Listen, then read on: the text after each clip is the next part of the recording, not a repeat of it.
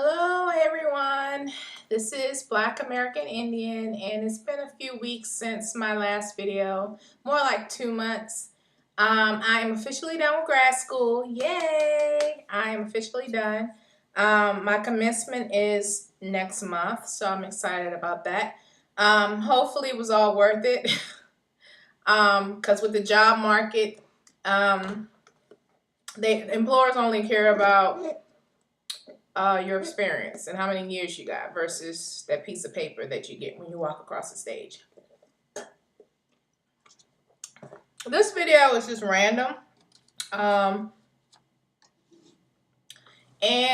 Let's see, what would I like to talk about that may be of interest to some of you out there? Let's see, relationships. And usually I don't talk much about that, but I guess I can talk about interracial relationships because I am in an interracial relationship and I am married. And I've been married to my husband since 2007. So we're going on 5 years, just coming up September. I've known him or dated him since 2001 next month. So we're going on 11 years since we actually became a couple. Again, we are in an interracial relationship.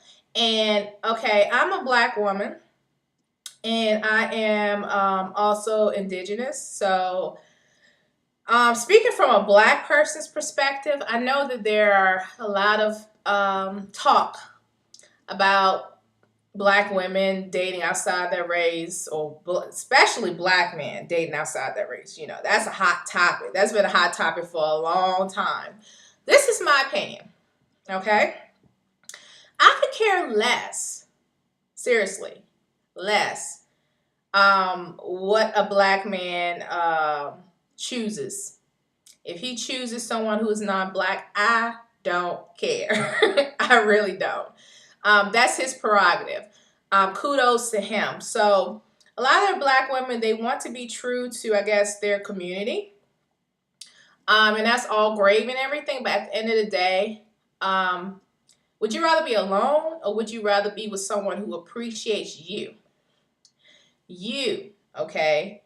Everything about you, from your hair, because you know that's a big issue too in the Black community, from your hair to your skin tone to the thickness of your lips, your thighs, your hips, and that bootay. All of the above, just that confidence that many Black women have, you know, that attitude, as some people say. But at the end of the day, just be true to yourself and open up your, I guess, taste in man, if you want to say. I mean, I understand that you may want someone who understands you and, you know, culture and all that. See, my husband, he was raised around Black people. He's half Asian and half Vietnamese. I'm sorry, half Vietnamese and half Italian. So, but he was raised in the Black community, long story short. So he understands me. Even though there's not one particular Black community, so I want to get that straight too. Depending on the region that you're from. When I moved to this area, I had a culture shock with the Black people in this area because they're just different from folks back home where I'm from. So at the end of the day, he was attracted to me because of my Southern twang. You know, I'm a Southern belle, and I'm, you know, different than the Blacks that he was raised around. So, but anyway, so we dated, and for those out there who remember Love at AOL, I know it was such a long time ago, but that's how we met. I had put a profile up about myself and what I was looking for in a guy, and he pretty much fit my my preference. And I wouldn't say I had a laundry list, because sometimes women tend to have this laundry list of needs out of a relationship. And to me, be real, okay? I didn't want some muscle guy, um, or whatever. I had, like for instance, I wanted someone who could understand how it is to be multiracial. Um, so I wouldn't say I was particularly looking for a monoracial guy. And again, that's across the board when it comes to race. I felt more comfortable being with someone who could understand how it feels to be in between. And see, being that my husband's biracial, and I don't consider myself biracial, I consider myself multiracial, and that's another topic of discussion. But being that he is biracial, he can understand how it is to not feel like you belong in a particular group. He was raised by his mother, so his mother's Vietnamese, and he was raised within that community, but he also was raised within the black community, meaning his surroundings, the school he went to, and whatever. So that's one reason why I gave him a chance. Another reason is because I was really stressed out at the time, not being as friendly as I should be. The typical black woman, angry black woman syndrome, if you want to call it that. I was going through, it was at the end of my junior year in college, and I was going through my finals and then moving off campus. It was just a whole lot of stuff going on, and I was dating this one guy, which really wasn't a real relationship. It was kind of like we met a couple of times, we talked on the phone, and he lived in DC, so he was kind of close, and we just happened to share the last name, which was kind of weird. I mean, like, I hope this guy's not related to me. But yeah, he was self-centered, selfish, or whatever. So when my husband came along, my ex-boyfriend, now husband, came along, he was very nice, very patient. And then at first I was like, he's a little bit too nice. I don't know, something wrong with him. And that's sad to just, say, oh, I can't be with somebody because they're too nice. That's how we're conditioned, okay? It's sad because I was used to guys who may not have had a perfect record. Like this one guy, no lie, I met him on Black Planet. And for all of you out there who remember Black Planet when it first came out, Black Planet I think started in 97, and I became a member in 99. So that actually kind of shows you how old I am. But anyway, and I remember this guy, he wasn't black. He was actually El Salvadorian, but he was raised around black people, and kind of reminds me of the Terror Squad, Big Pun, Cuban Link type guy. Okay, that gives you an idea what this type of guy was, and I was attracted to him. And he was on house arrest, And the thing is, it was like he was on house arrest for drug dealing and getting caught up in the drug world and everything. And I was just trying to give him a chance because that's the type of person I am. I mean, I knew I could have done better, but I wanted to give a guy like that a chance because, everybody should get a chance, He wasn't college educated or whatever. He wasn't, on I guess I should say my level, and I don't want to sound too like, uppity, but he wasn't on my level. But for all of you all that saw that movie, Act Like a Lady, Think Like a Man, based on Steve Harvey's book. And the couple, the COO, Miss Thing had it going on, was not willing to settle. She wants someone on her level.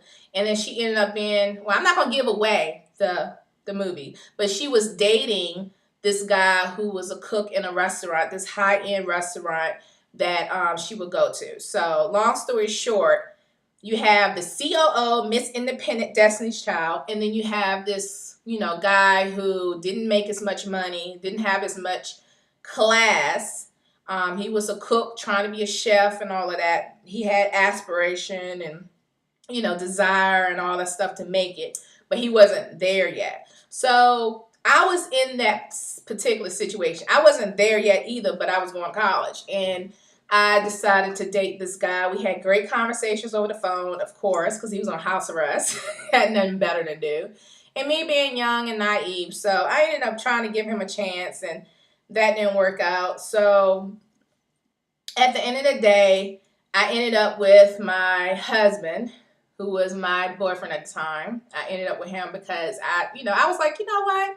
Yeah, he's too nice. Maybe it's just me. I'm just frustrated, pissed off, hot. I remember when I met him, it was like 90 plus degrees. And I get real irritable when I'm hot. So I was like, okay, well, maybe it's just me. Maybe it's me, and maybe, we should try this again. So we actually went to the movies the second time we met, and had dinner. And I was, again, Miss Destiny's Child. Didn't want him to pay for anything. Wanted to pay my own way because I was raised to not allow a guy to pay for anything because they look for, what. If they're going to spend money on you, you know what they expect, right? So anyway, yeah, so I gave him another chance. He was very, like I said, patient. And he watched what he said, and he observed me. And I remember he used to just look at me. And the way he would look at me was maybe a little uncomfortable. Not in a possessive type way, but more of a admiring type way. So he would look at me, and I remember maybe our second or third date, he was like, "You are so gorgeous." And no one ever said I was gorgeous. I don't think I'm gorgeous. I think I'm all right. I don't think I'm butt ugly, but I think I'm okay. And when he said that, and I saw it in his eyes, he actually meant it.